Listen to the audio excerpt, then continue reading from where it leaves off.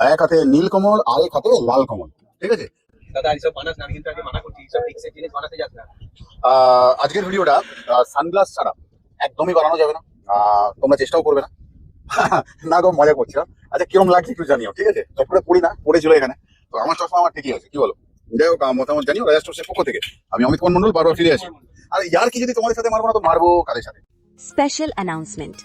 ফেব্রুয়ারি মাসের ৮, ১৫ এবং ২২ তারিখে অনুষ্ঠিত হবে আমাদের অর্থাৎ রাজা স্টোরসের অফলাইন ক্লাস।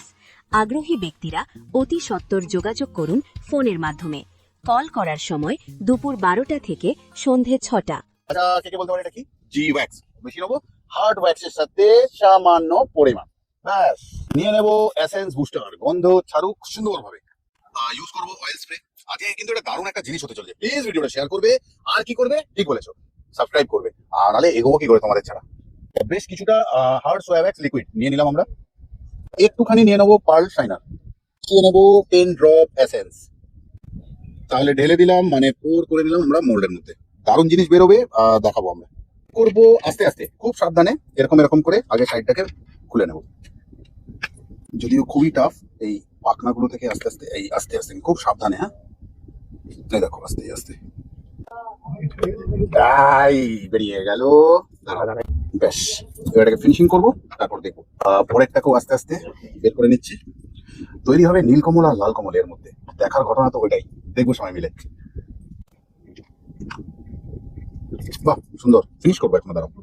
নিয়ে নেবো একটু এসেন্স আর নীল কমলকে, ঠিক এইটুকুই, ব্যাস, আর কিন্তু নয়। তাহলে এসেন্সে গোলা হয়ে গেল কালার। এরপরে নিয়ে নেবো আমরা জেল ওয়্যাক্স, তরল জেল ওয়্যাক্স এর মধ্যে নিয়ে নিলাম। মিলে নিলাম জেল ওয়্যাক্স আছে, এসেন্স আর কালার নিলাম নীলকমলকে মিডিল বেসে। 30 টাকা কটা লাগবে? আর নিয়ে নিলাম এসেন্স, এইটুকু রেড রং।